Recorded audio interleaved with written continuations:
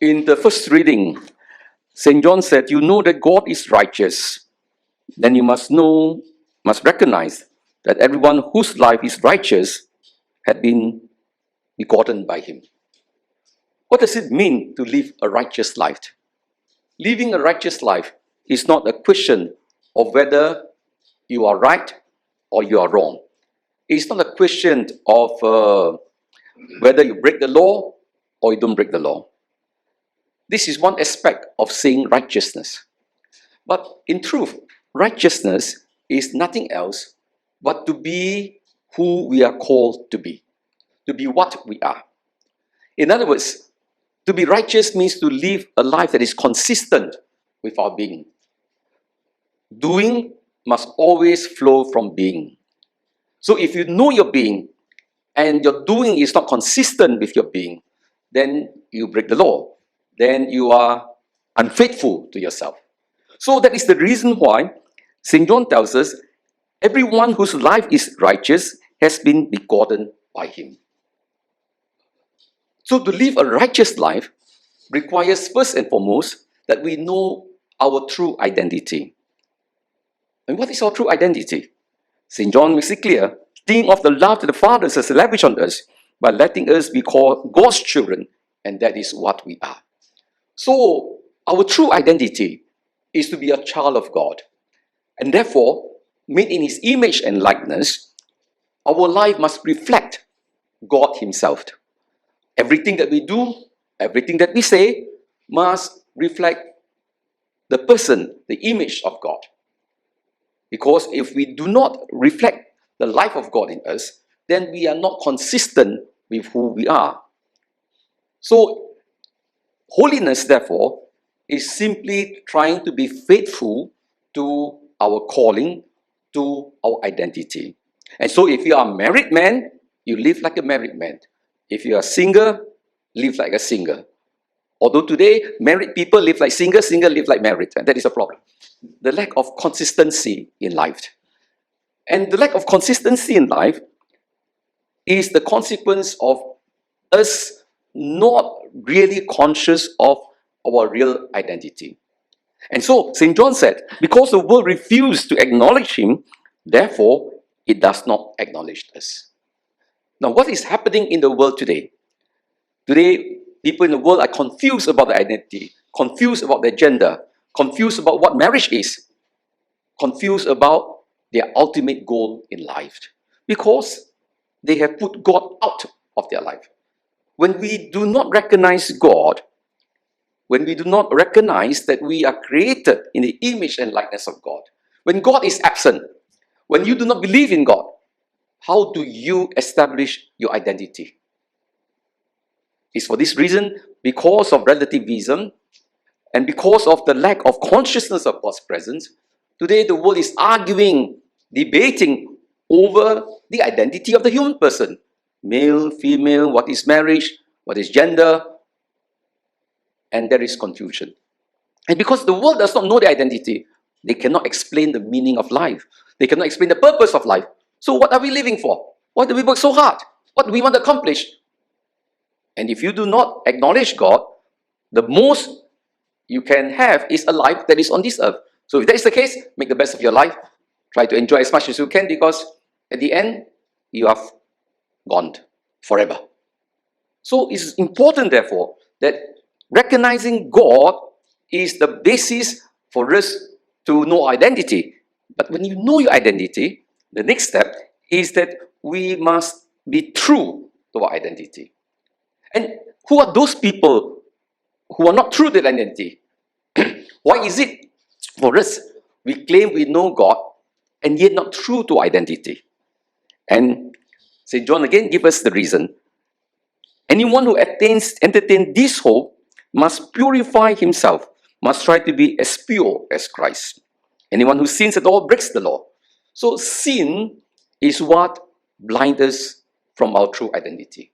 When we sin, we are acting against who we are. We are not true to ourselves. So sin blinds us. Sin makes us selfish, makes us inward-looking. And we all know very well that our very nature The most important thing in life for us, the real source of happiness, is love. When we fail to love, then life has no meaning. Life has no purpose. So our very nature, therefore, is really to love.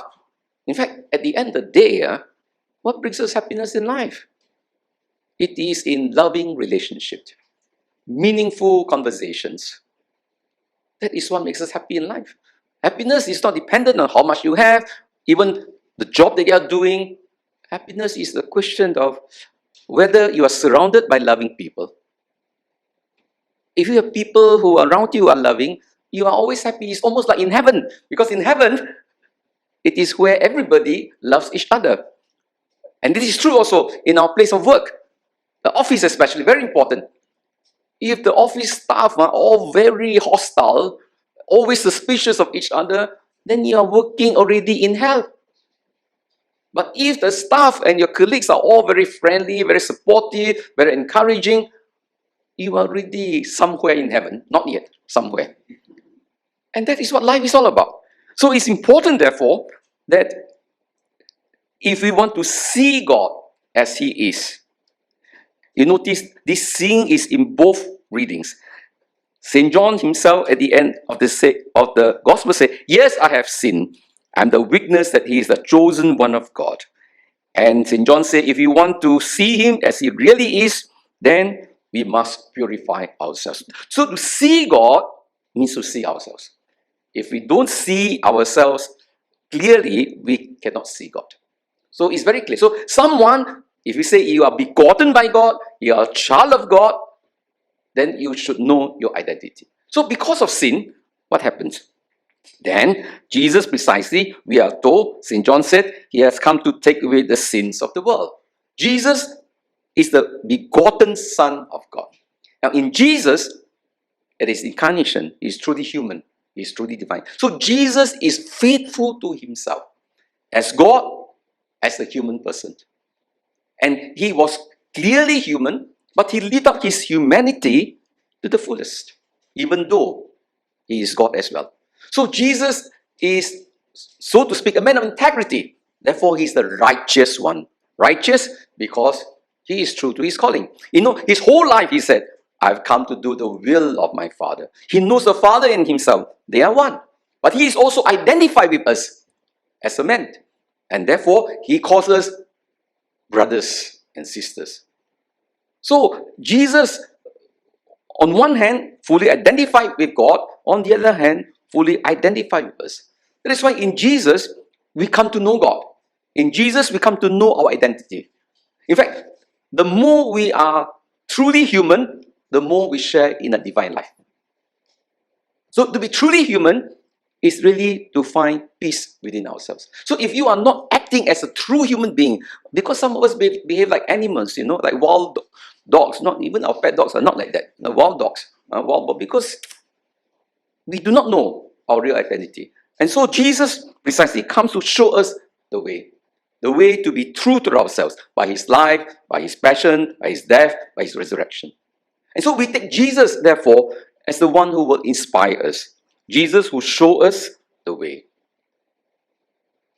But that is not all. Yes, you can know the way. You can read the scriptures. We know this is how we should live. But, we are all fallen creatures. On our own strength, we cannot be true to ourselves. Because why? We are fallen creatures. Because of the sin of Adam and Eve, because of original sin, we are fallen. Yes, we know where we should, we will do the other thing. That is what St. Paul tells us in Romans chapter 7. The thing that I should do, I don't do. The things that I should not do, I do.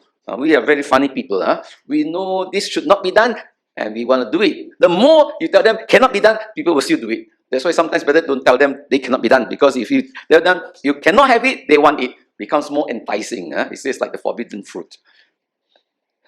So Jesus not only shows the way, we are told Jesus will baptize us with the Holy Spirit. So it's the Holy Spirit that will empower us to be God's children. We cannot strive to be God's children using our own strength, using our own will alone, because we are fallen.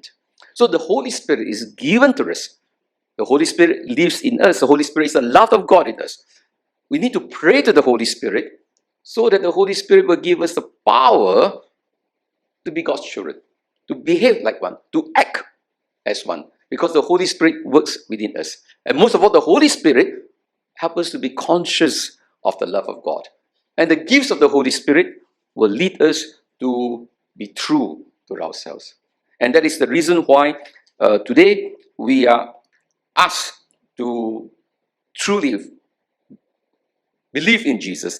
The responsorial psalm, the acclamation today, the other acclamation, the word became flesh and dwelt upon us. To all who receive him, he gave power to become children of God.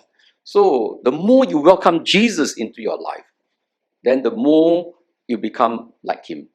And when that happens, then we can truly say, as the responsorial psalm said, all the ends of the earth have seen the salvation of our God.